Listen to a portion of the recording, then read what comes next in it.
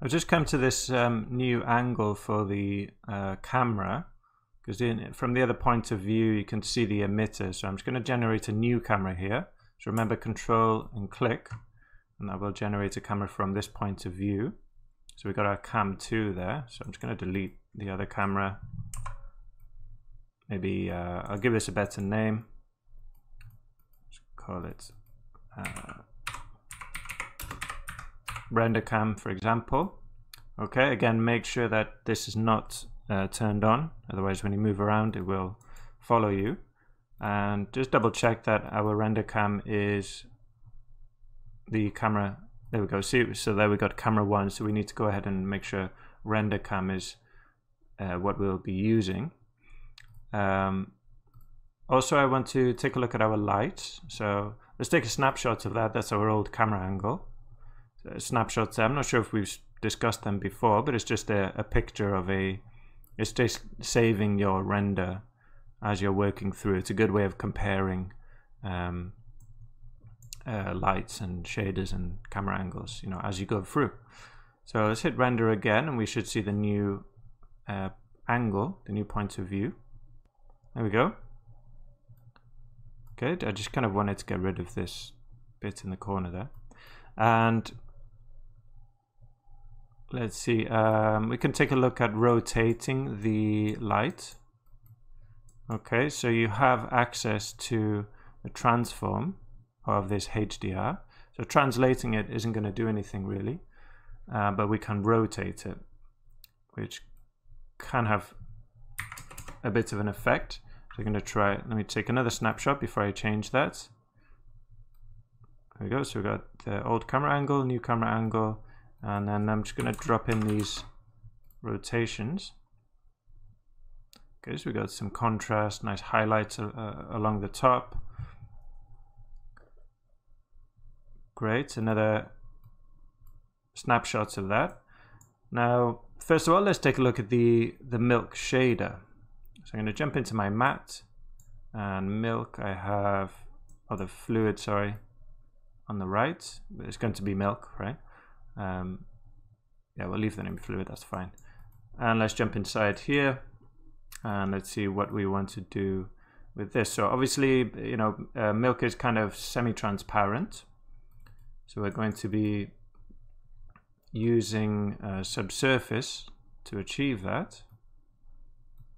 So if we come down here, put subsurface up to 1, you can see it kind of glow straight away. Okay. Let's also drop the roughness. So, you know, milk is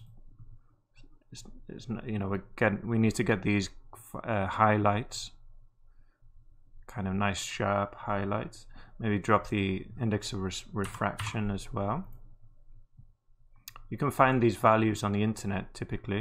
If you just go ahead and you can just type IOR values, or you can just type into Google, you know, milk IOR, and you can normally just find the actual value that you need.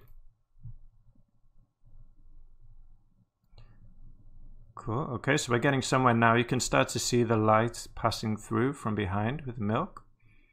Let's play around with this subsurface a bit.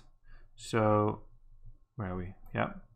So, the color. So most of our color will be coming from this now instead of the base. Okay. I'll put this up to 1, but I don't think it will really have an effect. Yeah, most of the color will be coming from here now. So I'm just going to drop this down a little bit, so we don't have a pure white. Hopefully that we can see a difference. Great. And the radius and the scale are related to the depth. Okay, how far into the milk or the material you go before the light starts to scatter, right? SSS stands for subsurface scattering, so that's light passing into the material and then bouncing around. So it's really good for things like fruit or milk or like jelly, things like that, which have that weird kind of glow, you know. So they're not emitting light, but the light is scattering and then coming back out. So the radius here is quite high. I'm going to drop that down to half. So remember, this is middle click I'm doing here. And then you can quickly find your values. I want 0.5 is what I want.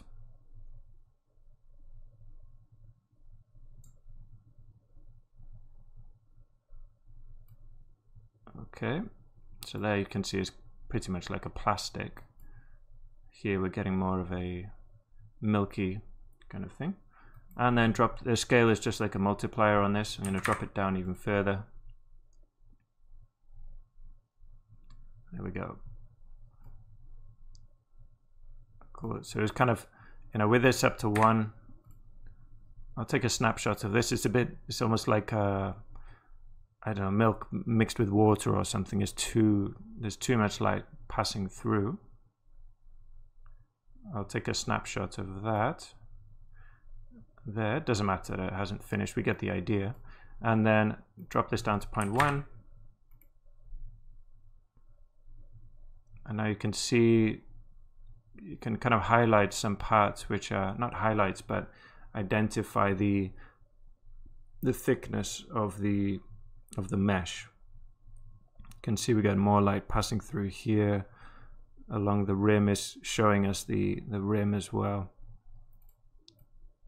Okay, take a snapshot of that. So there you can see where really it's nice to be able to see your work with these snapshots, go through them and see how you are progressing.